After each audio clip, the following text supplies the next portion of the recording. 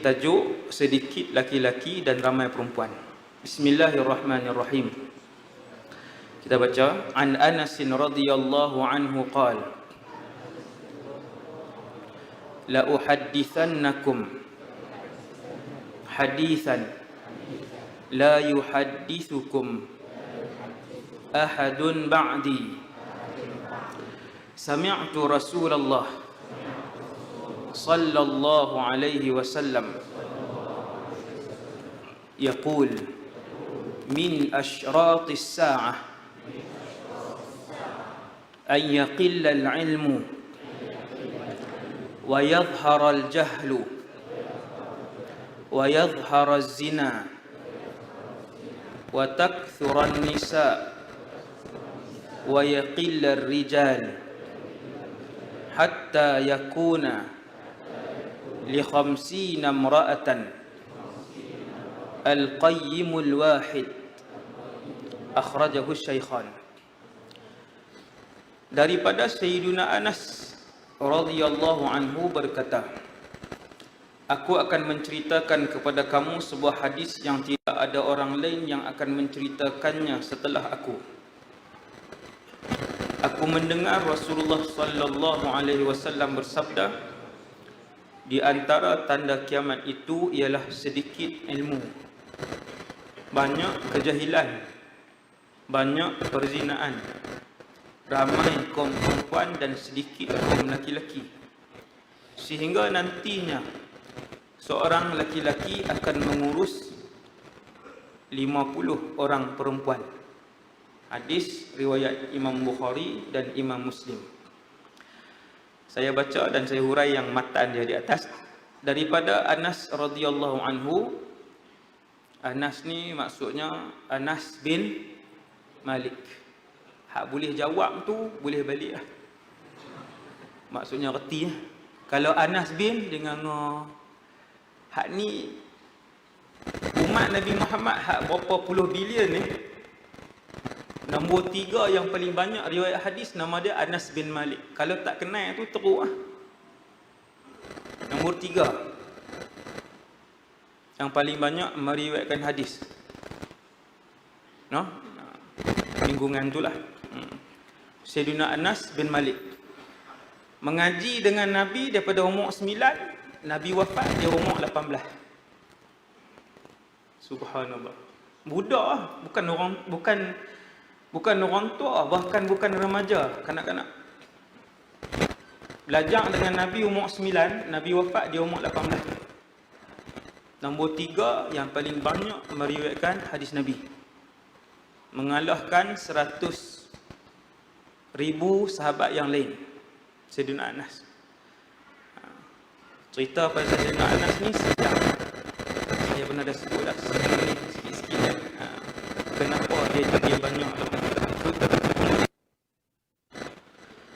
Kata Sayyidina Anas, aku akan menceritakan. Aku ni Sayyidina Anas, bukan Rasulullah. Anas kata, aku kepada kamu, kamu ni sahabat-sahabat lain pun boleh jadi, tabi'in pun boleh jadi. Bila dia kata aku nak cerita kepada kamu, boleh jadi sahabat lain. Sebab ada di kalangan sahabat, dia seorang je yang dengar hadis tu. Boleh jadi. Sebelum ni saya pernah cerita dah iaitu tentang ilmu mustalah lah sikit kan. Boleh jadi kadang-kadang satu orang sahabat dia seorang je dengar, kadang-kadang dua. No? Yang dengar seorang tu maksudnya dia mewakili seluruh umat Rasulullah untuk dia sebarkan hadis tu. Berat tu tugas tu. Yang tu kena belajar lagi dalam, kita akan jumpa hadis yang hanya diriwayatkan oleh seorang. Ada ulama yang berhenti hadis-hadis tu. Hadis yang diriwayatkan oleh hanya 2 sahabat. Hadis yang hanya diriwayatkan oleh 3 sahabat. Macam itulah dihimpunkan oleh para ulama. Kata Sayyidina Anas, aku nak bagi tahu satu hadis yang orang lain tak boleh cerita. Ini maksudnya sama ada dia ataupun beberapa orang sahaja yang pernah ataupun mendengar hadis ni. Kata Sayyidina Anas, aku mendengar Rasulullah sallallahu alaihi wasallam bersabda, di antara tanda kiamat itu ialah sedikit ilmu, banyak kejahilan. Yang ni kita dah hurai hadis-hadis yang sebelum ni. Dan hak selepas ni pun sekali dia sebut lagi. Ada selepas ni. Sekali kita tengok. Sedikit ilmu dan banyak kejahilan. Tengok majlis ilmu makin banyak. Di sebahagian negeri di Malaysia, Ustaz negeri mana yang saya tak masuk? Johor banyak. Kan, Kelantan pun banyak. Hampir semua lah yang banyak. Kan, majlis ilmu. Dalam masa yang sama, orang-orang jahil meningkat dengan lebih banyak daripada hak ada ilmu. Apa sebab? Sifir mudah dia tuan-tuan, sifir mudah dia. Anak-anak orang Islam belajar di mana? Tentang Islam. Belajar di mana tentang Islam? Di sekolah rendah. Ada berapa mata pelajaran? Saya cikgu. Dululah 8 tahun. Guru sekolah menengah. Kan? Ada satu masa ya. Pendidikan Islam daripada keseluruhan masa tu, ada satu je, sejam. Habis. Tentulah mengaji agama. Hak sekolah rendah biasa ni. Kalau sekolah rendah Islam banyaklah. Seriti, sekolah rendah Mak Tafiz semua ni banyaklah pelajaran agama.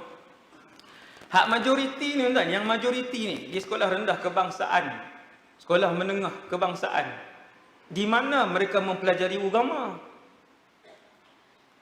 Balik rumah kilik kitab pergi mengaji di pondok, di masjid. Mampu tak buat dah. Harap hak di sekolah tu lah. Maka di sekolah hanya ada sejam saja seminggu. Tu pun ada orang kata mengaji agama banyak sangat sebab tu orang Melayu lembab. Nak kena tukar, dia kata sistem di sekolah nak kena tukar sebab pelajaran agama yang melembabkan Melayu. Pemimpin tu, yang sebut tu pemimpin. Dan ayat tu memang tak masuk akal. Sejam je lah.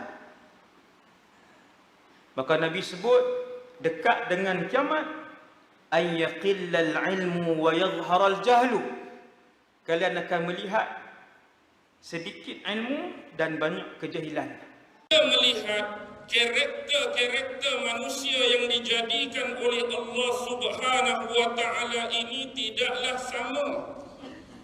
Kita semua sama dari sudut kemanusiaan, tetapi kita tidak sama daripada penjiwaan. Kita tidak sama dari sudut perasaan. Kita tidak sama dari sudut pengetahuan. Kita tidak sama dari sudut keilmuan. Kita tidak sama dari sudut keistimewaan dan anugerah yang Allah berikan kepada seseorang dengan seseorang yang lain. Inilah yang menyebabkan variasi manusia ini nampak spesial, nampak komplit, nampak sempurna. Kepelbagaian tadilah yang membentuk perpaduan dan kesatuan di antara kita, yang mana menyebabkan kita perlu bergantung di antara seseorang dengan seseorang yang lain. Kita tak boleh nak duduk seorang-seorang, kita tak boleh nak duduk bersendiri, tuan-tuan dan puan-puan. Bayangkan kalau hari ini Allah jadikan kita semua warna kulit sama.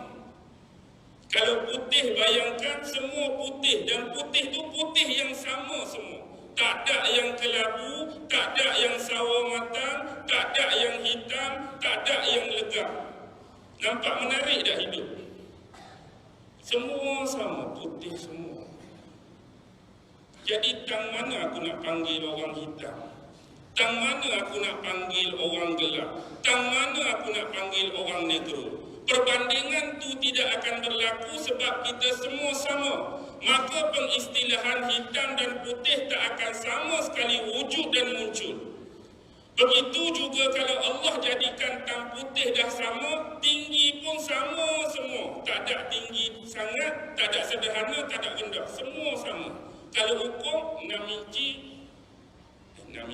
meter kan? 6 meter 3 inci. Ini pun 6 meter 3 inci. 6 meter 3 inci. Semua sama. Kita tak boleh nak kata dia tu rendah, tak boleh nak kata dia tu tinggi. Jadi kalau kita buat semua sama, di mana perbandingan tinggi rendah yang kita boleh buat pada seseorang? Lepas tu pula, semua sama bentuk konteks kontur tubuh dia. Sama saja, tak kurus, tak boroi, tak kurus, tak boroi. Lepas tu di mana perbandingan gemuk dan kurus yang kita boleh buat? Nak panggil orang tu gemuk, nak panggil orang tu boroi, nak panggil orang ni kurus, nak panggil orang ni keding, tak ada pemaknaan sebab semua sama. Kekayaan pun sama. Gaji hak ni 50, hang gaji berapa? 50. Ni Perdana Menteri, walaupun aku Perdana Menteri, 50 juga. Hang tukang sapu berapa? 50 juga. Jadi tak ada perbandingan nak kata dia tu paling kaya, nak buat perbandingan dia tu paling miskin. Jadi anda rasa seronok tak hidup dalam dunia yang macam ni? Ilmu pula sama. Agak-agak kalau ilmu sama, apa jadi? Tambah-tambah benda tu Allah letak pada orang di Seremban. Macam mana kuliah kali kedua saya di Seremban? On ke? Tak payah datang lah Ustaz, sebab level kami ni semua level penceramah. Kalau Ustaz mari pun memang kosong depan Ustaz. Sebab kami ni tahap penceramah, tahap pengkuliah, tahap Ustaz, tahap ulama, tahap dewa-dewa punya. Ustaz mari pun tak ada orang. Memang orang Seremban aku tu Ustaz. Agak-agak macam mana jadi? Jadi siapa yang nak mengajar, siapa yang nak belajar, siapa yang nak berkuliah, siapa yang nak dikuliahkan, siapa yang nak berceramah, siapa yang nak diceramahkan. Lebih-lebih lagi di sekolah pasti akan ditutup kerana ilmu level murid tu sama dengan level guru. Tak ada murid, tak ada guru. Kita tidak akan capai keseronokan dalam suasana begini. Tetapi Allah mempelbagaikan variasi. Daripada kepelbagaian inilah kita dapat melihat kelemahan-kelemahan, kekurangan-kekurangan, bahkan kelebihan dan keistimewaan yang Allah bagi. Yang inilah yang menyebabkan kita memerlukan antara satu dengan yang lain. Yang mana kita lemah dan kurang, kita memerlukan orang yang lebih atas kelemahan dan kekurangan kita. Yang mana orang lain lemah dan kurang memerlukan bantuan kehebatan kita. Jadi kalau kita betul-betul follow apa yang dikatakan sunnatullah ini, tanpa kita menjadikan diri kita ini takabur, menjadikan diri kita ini sombong, menjadikan diri kita ini ego dan sebagainya, maka sebenarnya apa yang dikatakan rahmat daripada Allah, berkat daripada Allah itu akan sampai pada kita. Tetapi hakikatnya yang berlaku hari ini, bila kita sebagai manusia dengan hakikat kemanusiaan sudah mula membeza-bezakan hal demikian,